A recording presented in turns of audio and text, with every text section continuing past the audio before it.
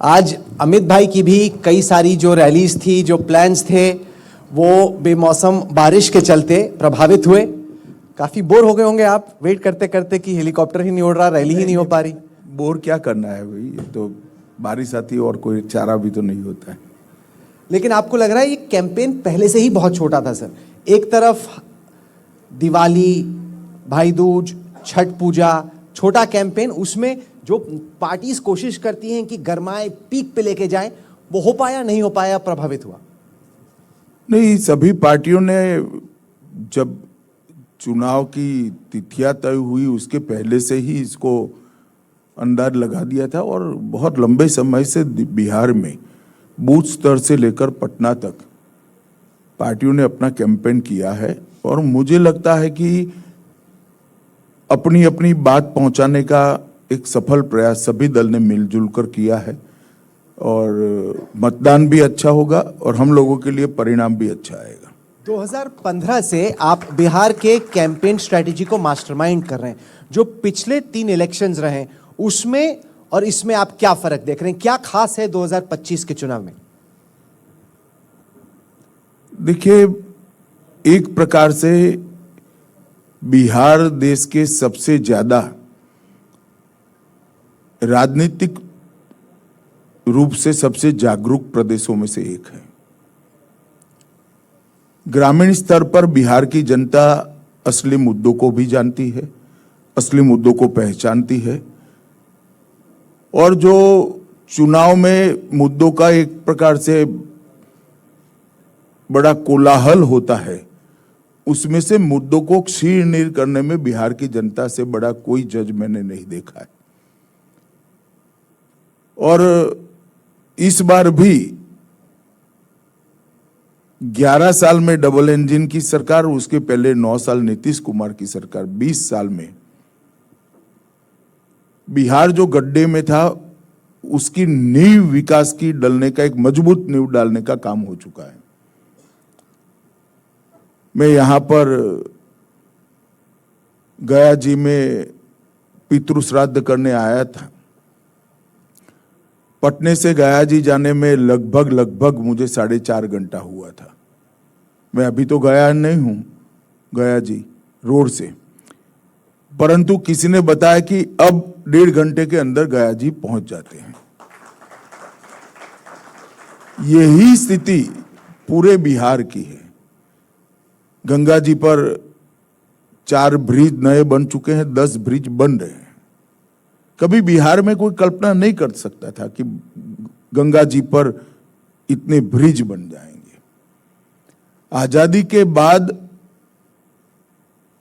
बिहार के अंदर हर घर में बिजली पहुंचना, हर घर में पानी पहुंचना, ये सारी बातें अकल्पनीय लगती थी और पूरा समय नरसंहारों की चर्चा का रहता था। पूरा समय लूट, फिरौती, हत्या, डकैती, इसका चर्चा रहता था। इसकी जगह अब विकास की भूख भी जगी है और काफी मात्रा में विकास नीचे तक पहुंचा। तुलना करने के 2 तरीके अमित भाई, एक ये कि बिहार का इतिहास क्या था, बिहार में इससे पहले क्या हुआ, दूसरा ये कि देश में इस वक्त स्थिति क्या है। मुंबई हो, तेलंगाना हो, तमिलनाडु हो, बाकी राज्यों, आपको लग रहा है उनकी तुलना में बिहार अभी भी पीछे? ऐसा नहीं कह सकते, क्योंकि जो लालू जी के शासन में, राबड़ी के शासन में जो पिछड़ापन आ गया, वो पिछड़ेपन से जब आप उभरने की शुरुआत करोगे तो वो समय तो लेगा। इसकी तुलना इसी तरह से करनी पड़ेगी कि लालू जी का शासन आया तब बिहार कहां था, लालू जी का शासन गया तब बिहार कहां गिरकर पहुंचा और आज वहीं से कितना ऊपर आया, इसी प्रकार से तुलना करनी पड़ेगी। पर नीतीश जी को अब करीब 20 साल हो गए, आपको लगता है एकदम एक तरीके से इनएविटेबल ही है कि एंटी इनकम्बेंसी इस वक्त में बिल्ड हो जाती है? क्योंकि लोगों को भी पता है, क्योंकि कई जो युवा पीढ़ी है उन्होंने लालू जी का तो राज देखा ही नहीं, उन्होंने तो देखा है कि नीतीश जी ने, आप लोगों ने क्या किया, क्या अच्छा रहा, क्या उनको नहीं मिला, और वो उस हिसाब से आंकलन करेंगे। ऐसा है राहुल जी, ये तर्क मुझे लगता है कुछ लेफ्टिस्ट पत्रकारों ने बाजार में पॉपुलर बनाया, जिसको आप उठाकर फरते हो। युवा पीढ़ी हवा में लटक कर नहीं रहती है, अपने घर में रहती है। वहां उनके पिताजी भी होते हैं, बाबा भी होते हैं, माताजी भी होती है, सबसे चर्चा होती है, गांव होता है, गांव में बहुत सारे बुजुर्ग होते हैं, सबको ये चीजें मालूम है। और ये बिहार के किसी भी युवा को रोड पर पकड़ कर irrespective of caste, irrespective of political line पूछ लीजिए, सब लोग ये स्वीकार करेंगे कि नीतीश बाबू के 20 साल में लॉ एंड ऑर्डर सुधरा है और वो ही बिहार के विकास का मूल कारण बना। लॉ एंड ऑर्डर पहले से तो बेहतर है, पर फिर भी जैसे अभी हाल ही में मोकामा में किलिंग हुई, जो प्रत्याशी हैं जन स्वराज के पीयूष, उनके लिए जो बाहुबली थे वो कैंपेन कर रहे थे और दिन दहाड़े उनकी डेथ होती है। तो इस तरह की किलिंग्स तो अभी भी हो रही हैं सर। नहीं, छूटपूट घटनाएं तो होती है और देश भर में होती है, ऐसा नहीं है। और जो हुआ है वो ठीक नहीं हुआ है। आज ही सम्राट चौधरी जी ने इस पर कड़ा बयान भी दिया है और सख्त निर्देश भी पुलिस को दिए, चुनाव आयोग ने भी इसका संज्ञान लिया है। मगर किलिंग करने वालों को राजनीतिक संरक्षण मिलता है क्या, वो महत्व का मुद्दा है। पहले राजनीतिक संरक्षण मिल रहा था, सीएम के साले के घर में बैठकर फिरौती का धंधा होता था।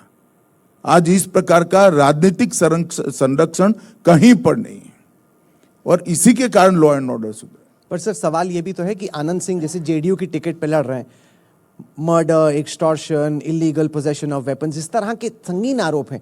आप ही के अलायंस में उनको टिकट मिली, ऐसे बाहुबलियों को टिकट क्यों?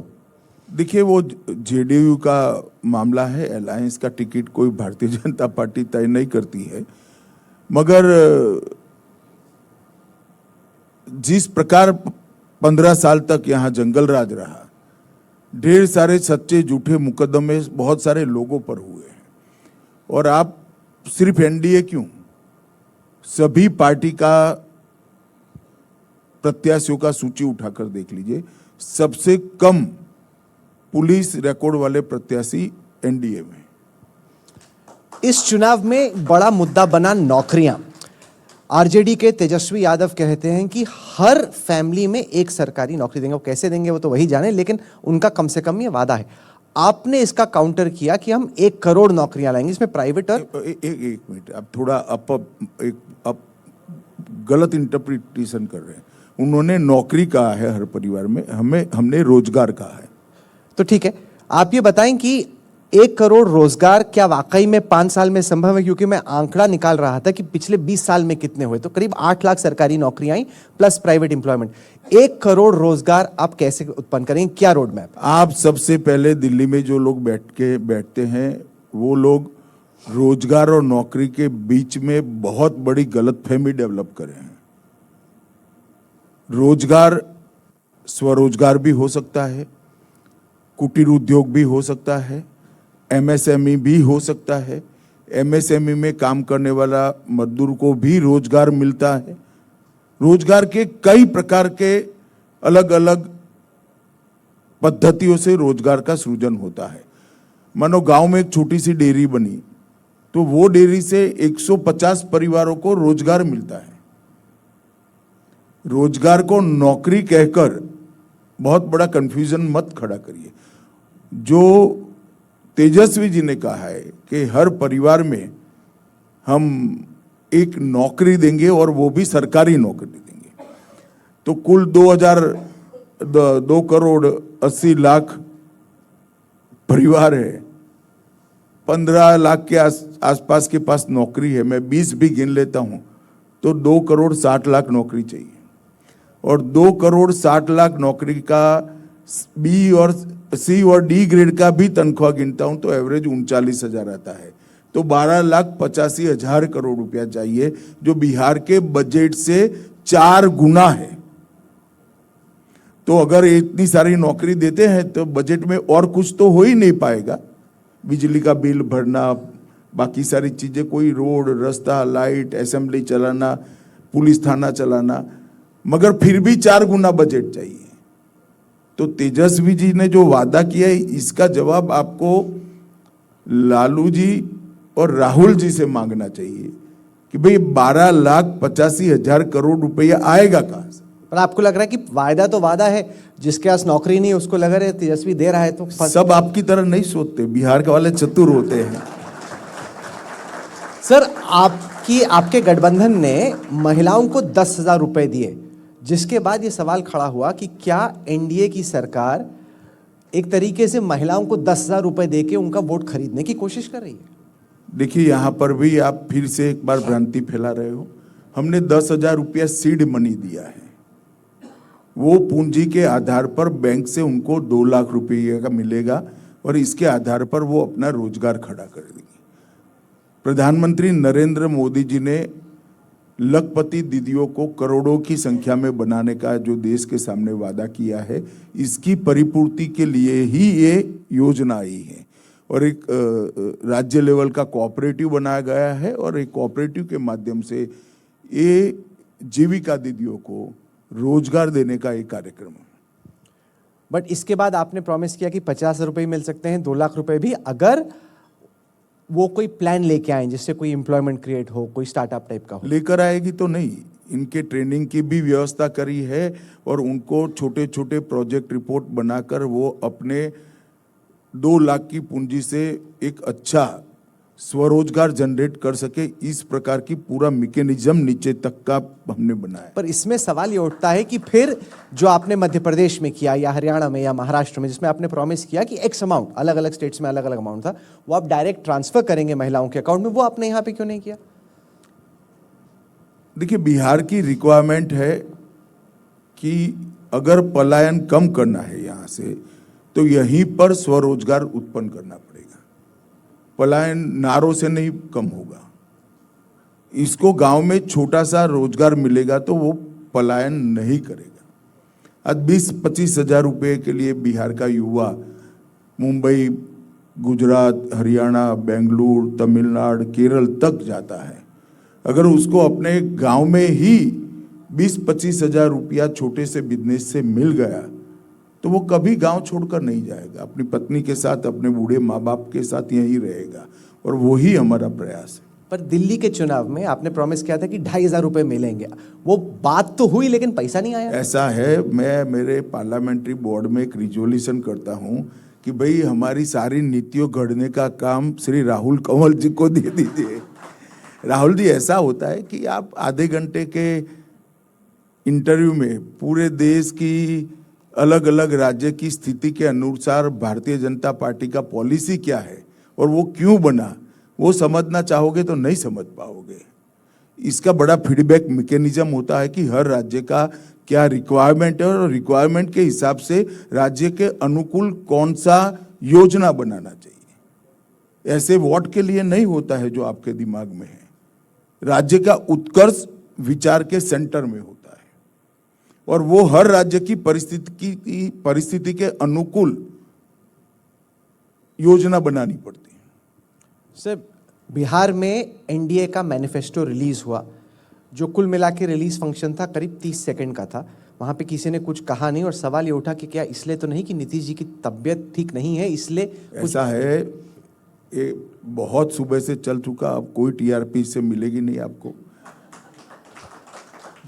6 लोग थे, 6 लोग 20-20 मिनट का भाषण करेंगे तो 1.25 घंटा भाषण चलेगा। सबने मैनिफेस्टो रिलीज कर दिया, हमारा साझा मैनिफेस्टो है। ये चुनाव पांचों दल जो हमारे हैं, पांचों दल 5 पांडव की तरह एकजुट होकर लड़ रहे हैं और हमारा साझा घोषणा पत्र है। और घोषणा पत्र के तुरंत बाद सभी दल के प्रमुख नेताओं ने सभी मीडिया के लोगों को लगभग 5-5 घंटा तक इंटरव्यू दिया है, तो जवाब देने में किसी को तकलीफ नहीं है। नहीं, पर जिस तरीके से अमेरिका के राष्ट्रपति चुनाव में उस वक्त के राष्ट्रपति जो बाइडेन की तबीयत एक बड़ा मुद्दा बना, आपको लग रहा है कि नीतीश जी की सेहत इस वक्त एक इशू है इस इलेक्शन में? शायद आप कैंपेन को ढंग से फॉलो नहीं करे हो। वो हर रोज 5 सभाएं कर रहे हैं। 5 गांव में बिहार में जाना अपने आप में अच्छी सेहत का परिचायक माना जाता है। नहीं, ये बात सही है, वो गए, पढ़ के स्पीच दे रहे हैं। आज उन्होंने एक वीडियो भी रिलीज किया। एक सवाल मैं पूछना चाहता हूँ कि मैंने आपके पुराने तमाम इस पे जवाब सुने, लेकिन इस पे क्लैरिटी नहीं मिली कि अगर एनडीए चुनाव जीतती है तो क्या नीतीश कुमार ही दोबारा चीफ मिनिस्टर होंगे या 50 बार मैंने क्लैरिफाई कर दिया कि नीतीश जी के नेतृत्व में ही हम चुनाव लड़ रहे हैं, इसमें कोई कंफ्यूजन नहीं। नहीं, कंफ्यूजन मैं बताता हूं सर क्यों है।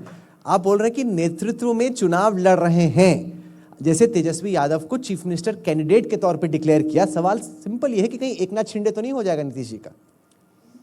मैंने फिर से एक बार मैं स्पष्ट कर देता हूं, नीतीश जी मुख्यमंत्री हैं, हम उनके नेतृत्व में चुनाव लड़ रहे हैं, इसमें कोई एनडीए में कंफ्यूजन नहीं है, फैलाना भी नहीं चाहिए।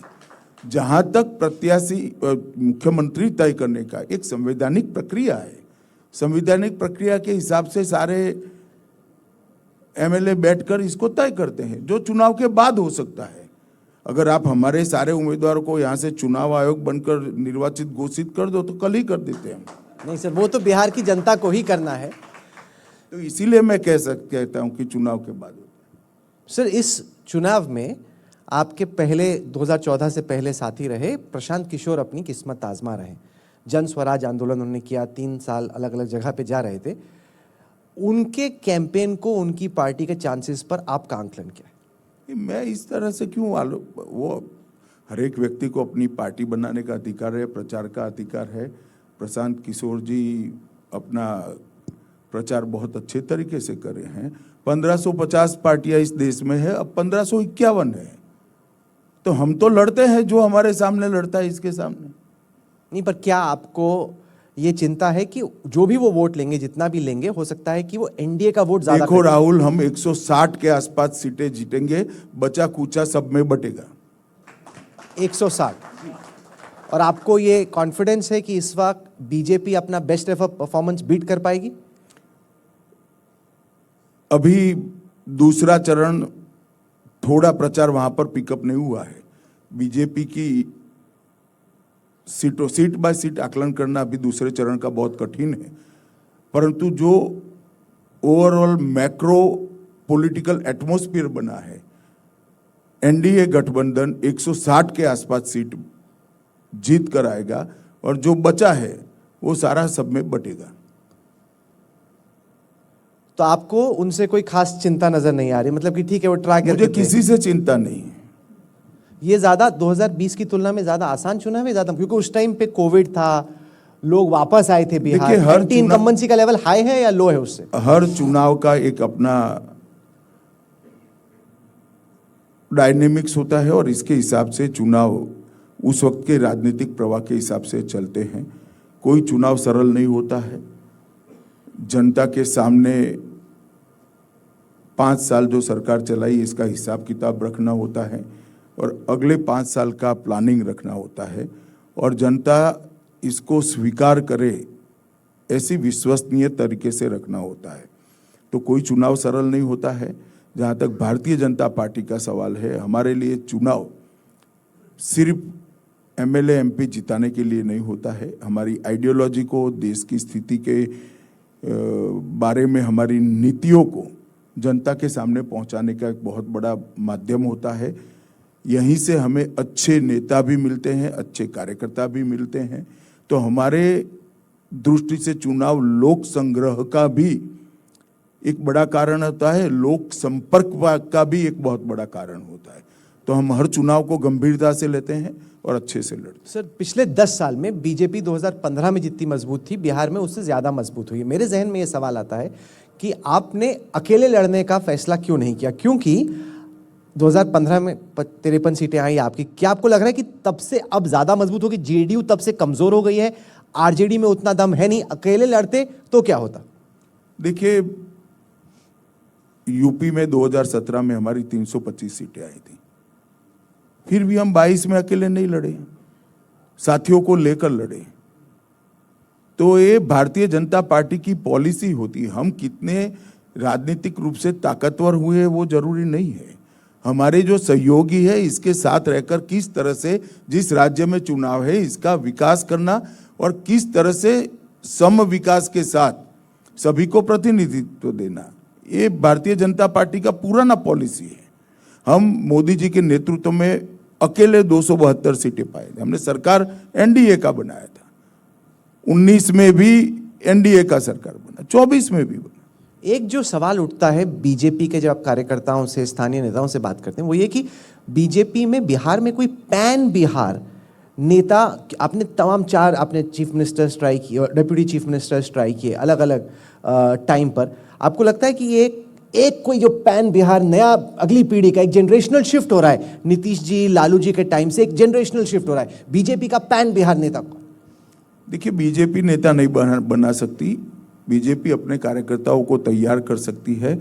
नेता बनाने का अधिकार और प्रक्रिया दोनों जनता को करना होता है। मैं मानता हूं कि इस बार भी बिहार की जनता तय कर लेगी कि पैन बिहार बीजेपी के नेता कौन है। बहुत अच्छे युवा नेता हमारे पास हैं, हर जाति से है, हर वर्ग से हैं, और जियोग्राफिकली बहुत सिमेट्रिक तरीके से बिहार में हमें अच्छा नेतृत्व मिला। सर, अभी 23 अक्टूबर को सीबीआई ने आईआरसीटीसी स्कैम में चार्जेस दायर किए, जो कि लैंड परचेज था पुरी में, रांची में, आईआरसीटीसी के होटल्स पे। तेजस्वी यादव कहते हैं कि देखिए, चुनाव के बीच में सरकारी इन्वेस्टिगेटिव एजेंसीज का सरकार इस्तेमाल कर रही है ऑपोजिशन को परेशान करने। देखिए राहुल जी, मेरी तो आप जैसे सीनियर जर्नलिस्ट से अपेक्षा है कि राजनेता क्या बोलते हैं इसके आधार पर सवाल नहीं पूछना चाहिए, वास्तविकता क्या है इसके आधार पर। ये जिस एफआईआर का आप बात कर रहे हो, ये 3 साल पहले हुआ था, इसके बाद में इन्वेस्टिगेशन हुआ, इसके बाद में चार्जशीट भी हो चुका है। जब चार्ज फ्रेम करने की बारी आई, ये स्टे लेकर बैठ गए, स्टे चलता रहा। दिल्ली हाई कोर्ट ने स्टे चुनाव के एंड मौके पर उठाया, तो सेशन कोर्ट ने चार्ज फ्रेम किया है। इसमें चुनाव के वक्त क्या हुआ है? 3 साल पहले एफआईआर रजिस्टर हो गई थी। और मैं तो मानता हूं कि तेजस्वी जी ने इस तरह के बचाव करने की जगह आगे कोई भ्रष्टाचार ना करे तो कोई भी केस नहीं होगा। इतने सारे घपले घोटाले भ्रष्टाचार करे हैं तो केस तो होंगे ना। पर तेजस्वी जी को लगता है कि एनडीए उनके ऊपर लालू राज का या जंगल राज का ठीकरा फोड़ती, कह रही भाई बदल गया है बिहार, पार्टी बदल गई है, हम नया। उन्होंने बदला है क्या? मैं आज भी बिहार की जनता को कहता हूं, जंगल राज चेहरे और भेष बदलकर आज भी आ रहा है। रोक सके तो रोक लेना। गलती से भी अगर महाठगबंधन की सरकार आ गई तो फिर से जंगल राज आएगा। नहीं, पर तेजस्वी कहते कि मेरे पिता का था, उस टाइम पे हम सोशल रिफॉर्म कर रहे थे, हम करेंगे अच्छा से काम। 17 महीने उनका दावा है कि जब हमारी सरकार थी, मैं डिप्यूटी सीएम था, तो कहाँ था जंगल राज, मतलब वो कह रहे हैं 17 महीने में मुख्यमंत्री तो नीतीश जी थे, कहाँ? और लालू जी और तेजस्वी जी का पता क्या है? एक ही घर में रहते हैं। आरजेडी के सारे लोगों ने लालू जी के पैर छूकर मैंडेट लिया है। इसीलिए मैं कह रहा हूं कि जंगल राज उसी प्रकार का आएगा अगर ये सत्ता में आएंगे। भेष और चेहरा बदल जाएगा। जरा संभल कर बिहार वालों वोट करना। सर, बिहार एक लैंडलॉक्ड स्टेट है, यहाँ पे लैंड एक्विजिशन में ज़मीन लेने में हमेशा मुश्किल रहती है। ऐसे में बिहार में औद्योगिकीकरण की जो ज़रूरत है उसका समाधान क्या है? क्योंकि अगर लैंड एक्वायर करने में इतनी दिक्कत है, इंडस्ट्री लगाने में दिक्कत है, तो ये प्रॉब्लम सॉल्व कैसे हो? देखिए, ढेर सारा रास्ता निकला भी है। बरौनी का कारखाना फिर से शुरू हो गया है, पेट्रोलियम रिफाइनरी आ रही है। आज पूरे देश में बिहार सबसे ज़्यादा इथेनॉल उत्पादन करने वाला राज्य भी बना है। आईटी पार्क भी आया है। पीयूष भाई यहाँ बैठे हैं, उन्होंने यहाँ मित्र पार्क, पीएम मित्र पार्क भी दिया है बेगूसराय में। ढेर सारी चीज़ें हो रही है, ऐसा नहीं है कि नहीं हुआ है, और आगे पर भी होती रहेगी। भारतीय जनता पार्टी और एनडीए के दलों ने, साथी दलों ने मिलकर जो घोषणा पत्र बनाया है, हमने बहुत सोच समझ कर बनाया है। इसके पर कई दिनों तक काम हुआ है और हमने एक भी वादा ऐसा नहीं किया है जो वादा हम पूरा न कर पाए। सर, आपके होम मिनिस्टर के टर्म का एक बहुत बड़ा वायदा यह है कि 31 मार्च 2026 तक आप नक्सलिज्म को ख़त्म कर देंगे। 3 कुख्यात नक्सली हैं, हिडमा है, उसमें गणपति हैं और दियोजी हैं। इनको आप कब तक या पकड़ देंगे या मार देंगे? नहीं, मैंने कहा ही 31/3/2024। नहीं, अभी इतनी देर से बच कैसे, हिडमा इतनी देर से बच कैसे रहा है आपसे? अरे ऐसा नहीं होता है, मुझे यहाँ से खड़े होकर आपका हाथ पकड़ लेना ऐसा नहीं है भाई। एक समय था जब नक्सलवाद की थ्योरी फैलाने वाले पशुपति टू तिरुपति का रेड कॉरिडोर की बात करते थे। देश के 130 से ज्यादा जिलों में फैले हुए थे, आज 11 जिले बच गए हैं और विशेष रूप से नक्सल प्रभावित 3 ही जिले बचे हैं और ढेर सारे नक्सली न्यूट्रलाइज हुए हैं, अरेस्ट भी हुए हैं, सरेंडर भी हुए हैं। और मैं मानता हूं कि ये हिंसक आंदोलन की रीढ़ की हड्डी टूट चुकी है। अब जो थोड़ा बहुत बचा है 31 मार्च के पहले सुरक्षा एजेंसियां पूरा कर दी। पर आपको ये चिंता है कि जो से सरेंडर हो रहे हैं, अब आपके डर से अगर सरेंडर हो रहे हैं, सरेंडर होने के बाद क्या गारंटी है कि वो जो नक्सल विचारधारा है उसको फिर से वो नहीं स्प्रेड करेंगे? ऐसा है, सरेंडर होने के बाद 6 माह तक हमारे साथ रहना है। इनके लिए एक रिहैब सेंटर बनाया गया है। रिहैब सेंटर के अंदर साइकियाट्रिस्ट की व्यवस्था है, इनकी रोजगार कौशल विकास की, स्किल डेवलपमेंट की भी योजना है। इनको पुनर्वसन करने के लिए भी हमने योजनाएं बनाई है।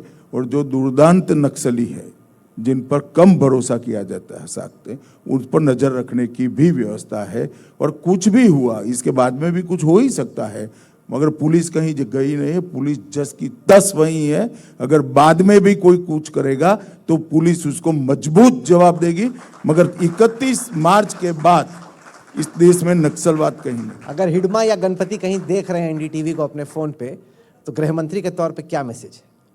नहीं, मैंने तो 2500 बार कहा है कि भाई हथियार डाल दो, मेन स्ट्रीम में आ जाओ। ये कहाँ हथियार डालने वाले हैं सर? ये नहीं डालेंगे हथियार। वो आप मिले हो हिडमा तो को तो नहीं, मुझे मैं कोई तो नहीं मिला, मैं तो सिर्फ ढेर सारे लोगों ने डाले हथियार। मैं तो आशा करता हूं अगर नहीं डालेंगे तो हमारा अभियान चालू है। जिसके हाथ में हथियार है पुलिस उस पर कार्यवाही करेगी। ढेर सारे लोगों को न्यूट्रलाइज किया है, ये काम भी चालू ही रहेगा। सर, एनडीटीवी की टीम के कुछ साथी हैं, उनमें से मैं कुछ सवाल लेता हूं। हमारे मैनेजिंग एडिटर अखिलेश शर्मा है। अखिलेश, आप सवाल पूछेंगे। नमस्ते अमित भाई, मेरा प्रश्न ये था कि आपने यहाँ पर घुसपैठ का जो मुद्दा है बिहार में प्रमुखता से उठाया है। इससे पहले पड़ोसी राज्य झारखंड के चुनाव हुए थे, वहाँ पर भी घुसपैठ का मुद्दा काफ़ी प्रमुखता के साथ उठाया गया था।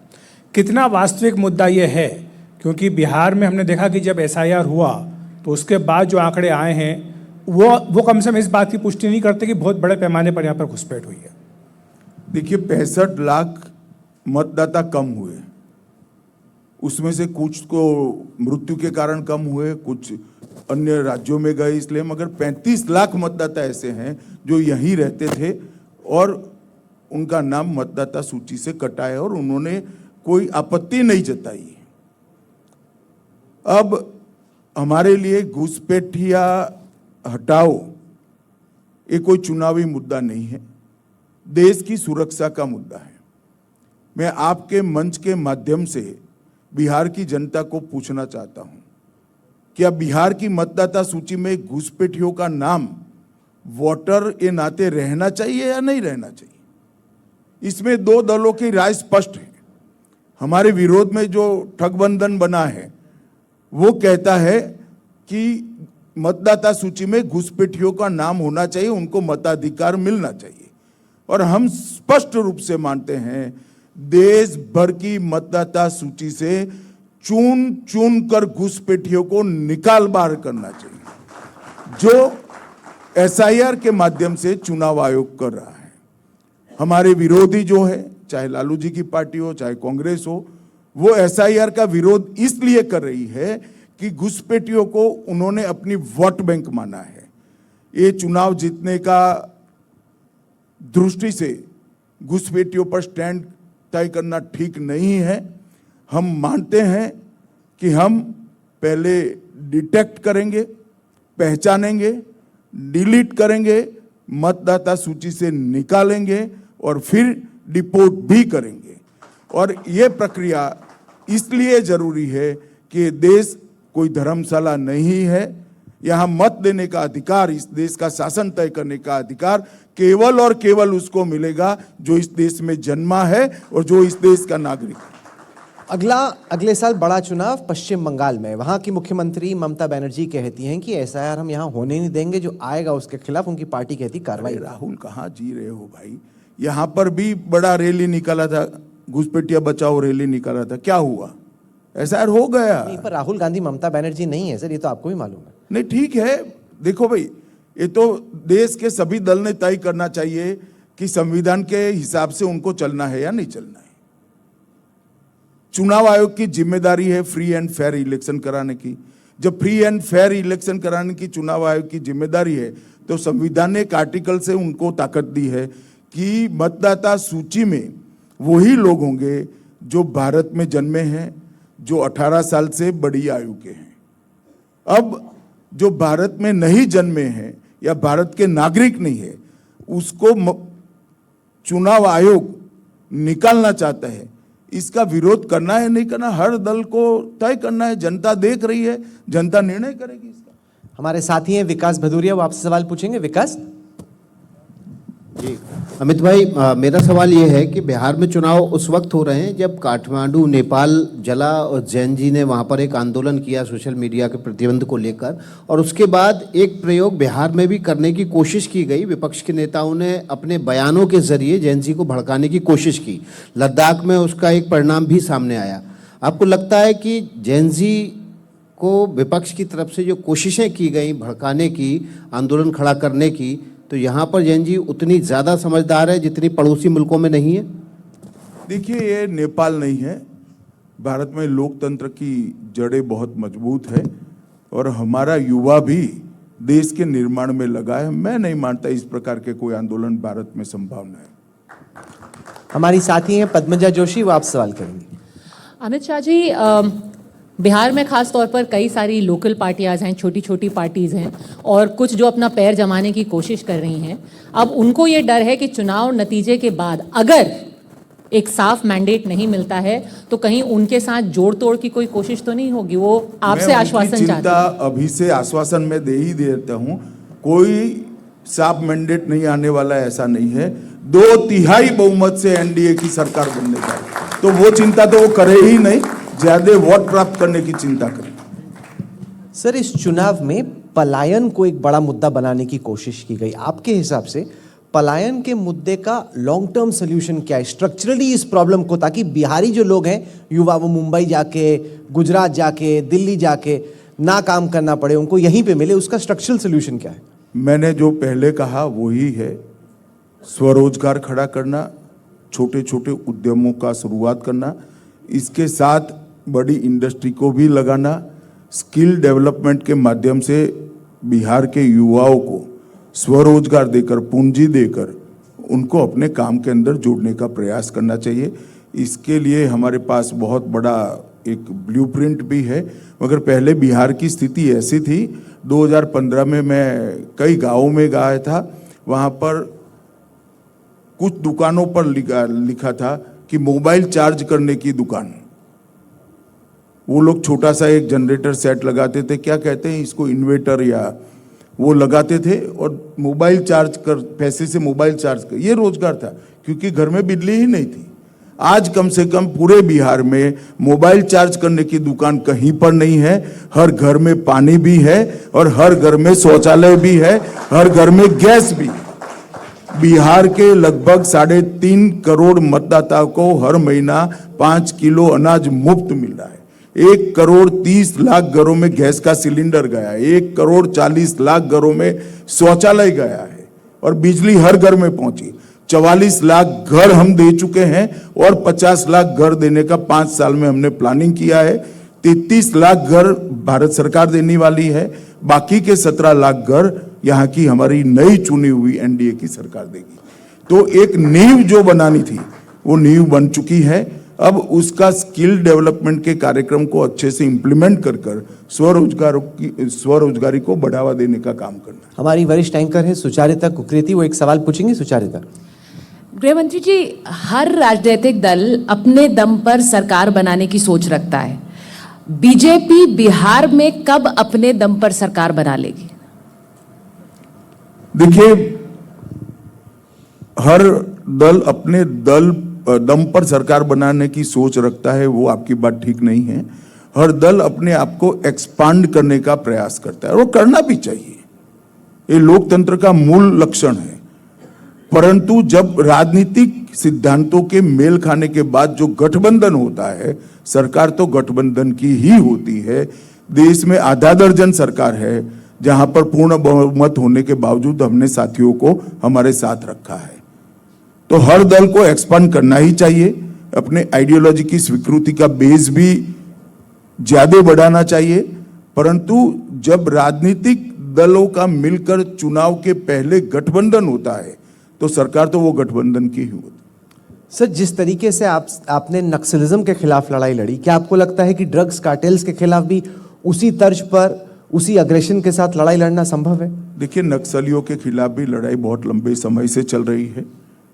सुर्खियों में इसलिए आया कि 1.5 साल पहले मैंने कहा कि 26 मार्च तक ये समाप्त हो जाएगा। ड्रग के खिलाफ भी हमारी लड़ाई लगभग 4 साल से बहुत अच्छे प्लानिंग के साथ चल रही है।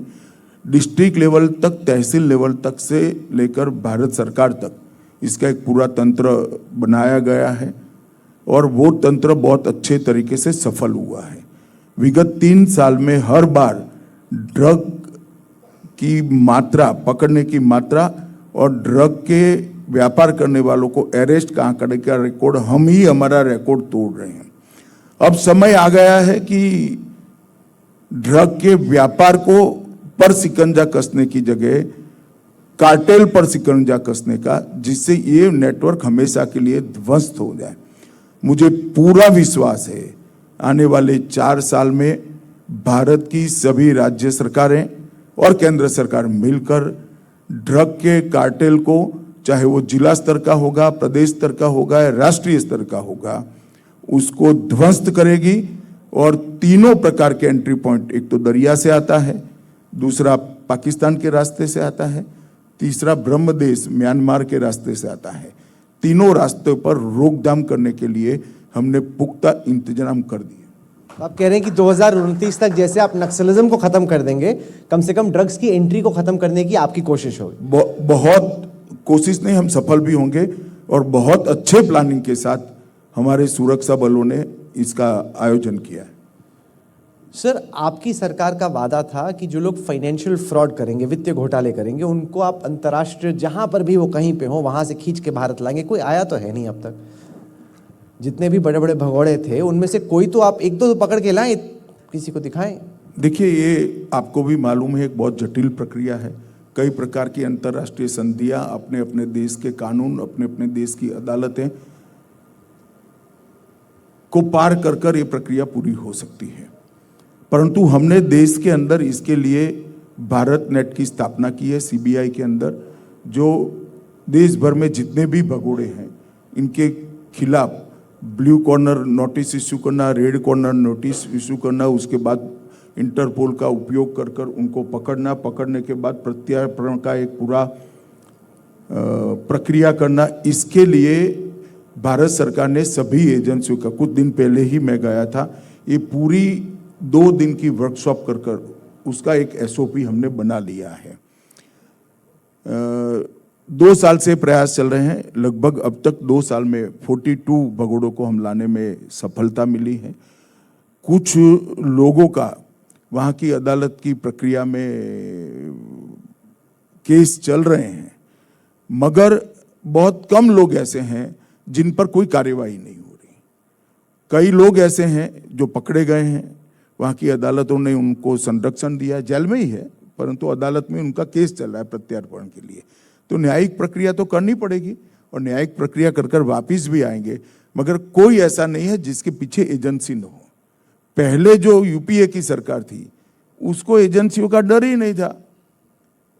हमारी सरकार आने के बाद, नरेंद्र मोदी सरकार आने के बाद कम से कम पीछा हो रहा है, वहां पकड़े जा रहे हैं, वहां जेल में बैठे हैं और जेल से, वहां की जेल से यहाँ की जेल में लाने की प्रक्रिया भी चल रही। अमित शाह साहब, वक्त खत्म हो रहा है, लेकिन मैं एक फिलोसॉफिकल सवाल पूछना चाहता हूं, वो ये कि जिस दिशा में विपक्ष के नेता राहुल गांधी देश के लोकतंत्र को ले जाने की कोशिश कर रहे हैं, जिसमें वो चुनावी प्रक्रिया पर ही सवाल खड़े कर रहे हैं, लगातार जब भी वो बोल रहे हैं वो एक तरीके से डेमोक्रेसी को डीलेजिटिमाइज करने की कोशिश कर रहे हैं, कह रहे हैं कि सरकार एजेंसियों का दुरुपयोग करती है, वोट चोरी करती है। क्या आपको लगता है कि एक शंका क्रिएट करने की कोशिश हो रही है देश के वोटरों में कि वाकई में आप लोग जीत के आते हैं या बैकडोर से कोई एंट्री मार के आते हैं? देखिए, 11 साल से ये प्रयास चल रहा है कांग्रेस पार्टी के नेतृत्व में विपक्ष द्वारा, और राहुल जी के कांग्रेस के प्रमुख नेता बनने के बाद, पहले अध्यक्ष बनने के बाद फिर विपक्ष के नेता बनने के बाद, इस प्रयास को काफ़ी गति मिली है। मगर मुझे देश की जनता को पूरा भरोसा है, इस देश में अदालतें भी हैं, अदालतें न्यूट्रल हैं, वो हर आरोप को लेकर रोड पर ही जाते हैं, कहीं अदालत में नहीं जाते हैं। संसद में बहस नहीं करते हैं, संसद छोड़कर वॉकआउट कर देते हैं। मैं आज देश की जनता को ये भी बताना चाहता हूं, उनका आरोप है, खड़गे जी हो या राहुल जी, कि हमें बोलने नहीं देते। संसद की मिनट टू मिनट कार्यवाही का रिकॉर्ड होता है। संसद के अंदर हर दल को बोलने का प्रोरेटा मौका मिलता है। कांग्रेस पार्टी को प्रोरेटा से 10% टाइम ज्यादा दिया है, मगर राहुल जी को जब हम कांग्रेस पार्टी से के वो टाइम देते हैं तब वो विदेश होते हैं, फिर एक दिन अचानक आ जाते हैं और कहते हैं आज मुझे बोलना है। तो ऐसे नहीं हो सकता है। संसद अपने नियमों से चलती है। जब कांग्रेस पार्टी का टाइम होता है तब कौन बोलेगा, वो राहुल जी ही तय करते हैं, हम नहीं कर सकते। वो बोले ना, पूरे कांग्रेस पार्टी के टाइम में वो बोल सकते हैं, आधा दिन तक बोलते रहे, मगर मटीरियल है नहीं। 10 लाइन के बाद तकलीफ पड़ती है तो फिर बहाना बनाकर वो वॉकआउट कर जाते हैं। कांग्रेस पार्टी डिनायल मोड में आ चुकी है। कुछ भी अच्छा हो इसको स्वीकारने की इनकी मानसिकता नहीं है। वो जीतते हैं तो टप से शपथ ले लेते हैं। चुनाव आयोग पर कोई सवाल नहीं होता तो भाई तमिलनाडु में क्यों शपथ ली आपने, तेलंगाना में क्यों ली, हिमाचल में क्यों ली, बंगाल में आपके सहयोगी दल क्यों ले रहे हैं? तब तो चुनाव आयोग अच्छा होता है। हार जाते हैं तो कहते हैं चीटिंग हुआ है। और देश की जनता भी शुरू में तो थोड़ा आप जैसे लोग गंभीरता से लेते थे, मगर आपको भी खाना पूर्ति करने के लिए अब सवाल पूछना पड़ता है। सबके मन में मालूम है कि ये गलत प्रचार है। इस देश के चुनाव आयोग को और इस देश के न्याय तंत्र को बहुत अच्छे तरीके से मजबूत किया गया है।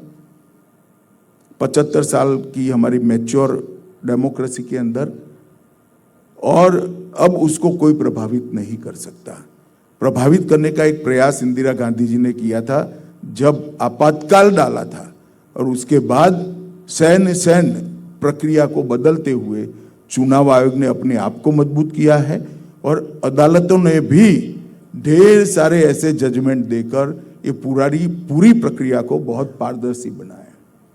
कांग्रेस के अध्यक्ष मल्लिकार्जुन खड़गे तो अब आरएसएस को बैन करने की मांग कर रहे हैं। उन्होंने भी 100वां साल हुआ, उन्होंने कहा कि आरएसएस को सरकार को बैन करना चाहिए, उनकी डिमांड आई। नहीं, मगर उन्होंने कोई कारण नहीं दिया। राहुल जी, हम सब जानते हैं राष्ट्रीय स्वयंसेवक संघ एक ऐसी संस्था है जिसने मुझ जैसे देश के करोड़ों युवाओं को देश बनाने के रास्ते पर चलने के लिए प्रेरित किया है, देशभक्ति के संस्कार दिए हैं, डिसिप्लिन के संस्कार दिए हैं। और हमें ये भी देखना चाहिए कि आरएसएस से निकले हुए ही 2 लोग इस देश के प्रधानमंत्री भी बने हैं, और शायद दोनों इस देश के सबसे अच्छे प्रधानमंत्रियों में से एक माने जाते हैं। तो आरएसएस का योगदान देश के विकास में, देश के समाज को सही दिशा दिखाने में, देश में सज्जन शक्ति का संग्रह करने के लिए, और युवाओं को सिर्फ अपने लिए नहीं देश के लिए भी जियो, इस रास्ते पर ले जाने के लिए बहुत बड़ा योगदान है। खड़गे जी की मंशा तो मैं समझ रहा हूं, मगर वो कभी बढ़ नहीं आएगी। आरएसएस की स्थापना से 100 साल हो गए हैं। बहुत बड़ा योगदान संघ का इस 100 साल में रहा है। आज दुनिया का सबसे बड़ा स्वयंसेवी संगठन है। करोड़ों लोग ऐसे निर्माण किए हैं जो देशभक्ति के रास्ते पर चढ़े हैं। संघ के पास हजारों ऐसे लोग हैं जिनके पास ना अपना खुद का घर है, ना बैंक अकाउंट है, ना परिवार है। केवल और केवल भारत माता की सेवा करने के लक्ष्य के साथ वो निकले हैं। मैं मानता हूं कि ऐसे देशभक्त संगठन को, सज्जन शक्ति के संग्रह करने वाले संगठन को देश की जनता ने बल देना चाहिए। जो लोग इस पर बैन लगाने की बात करते हैं उनको मालूम नहीं है कि चुनाव चल रहा है। जनता इसका जवाब यही मतदान में दे देने वाली है। सर, राजनीतिक मैदान में जो कर रहे हैं उसके जुदा मैंने सुना है कि आजकल आप खादी को प्रमोट करने में काफ़ी रुचि ले रही है। इंटरेस्ट कहाँ से जगा कि खादी को इस वक्त पे ज़्यादा प्रमोट किया जाए? राहुल जी, मैं आपको दावे से कह सकता हूँ, सर्दियों के अलावे आपने मुझे कभी भी खादी के कपड़े बगैर देखा ही नहीं होगा। मैं 16 साल का था तब से खादी पहन रहा हूँ। जब प्रधानमंत्री नरेंद्र मोदी जी गुजरात के मुख्यमंत्री बने तब उन्होंने खादी को प्रमोट करने की शुरुआत की और आज खादी ग्राम उद्योग अपने कई गुना टर्नओवर बढ़ाकर एक बहुत अच्छा काम कर रहा है। मैंने तो सभी लोगों को अपील भी की है कि देश के हर परिवार ने कम से कम 5,000 रुपये का खादी साल में खरीदना चाहिए।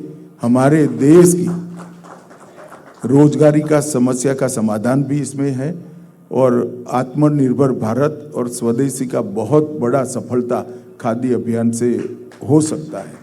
और मुझे भरोसा है कि आने वाले दिनों में खादी का कंसेप्ट जो महात्मा गांधी ने देश को दिया था वो और मजबूत होगा और देश को भी मजबूत करेगा। चलिए, अगली दफा जब आपसे इंटरव्यू होगा वो खादी पहन के होगा। इस बार तो वेलवेट है, चलिए, अच्छी बात है। बाकी इंटरव्यू से क्या हुआ मालूम नहीं, इतना तो सफलता मिला कि राहुल जी खादी पहनेंगे। चलिए, 100% अगला इंटरव्यू खादी। अब आप जल्द से जल्द दे दीजिए ताकि फटाफट हम खादी खरीद हम अभी ही खरीद लेंगे, लेकिन जब भी मौका मिले तो फिर से होगा। बहुत बहुत शुक्रिया आपका। हमारी उम्मीद यह है कि जो बादल हैं वो थोड़े छटें, कैंपेन हो, हमें भी थोड़ा घूमने फिरने का मौका मिले। नहीं, कल से मौसम विभाग ने कहा है ठीक ठाक ही होगा। कल प्रधानमंत्री जी का भी 2 रैली है, 1 रोड शो है। मैं आशा करता हूं कि कल मौसम अच्छा रहेगा और राजनीतिक दलों को जनता के पास जाने का मौका मिलेगा। अमित शाह साहब, आप जुड़े एनडीटीवी पावर प्ले के इस मंच पर, आपने अपनी बात रखी, बहुत बहुत शुक्रिया। बेबाकी से आपने तमाम सवालों के जवाब दिए। लोग ये आरोप लगाते हैं कि सवाल पूछे नहीं जाते या फिर आप जवाब नहीं देते। सवाल पूछे भी गए और आपने तमाम सवालों के जवाब भी दिए। बहुत बहुत शुक्रिया आपका। धन्यवाद राहुल। बहुत बहुत शुक्रिया। Thank you very much.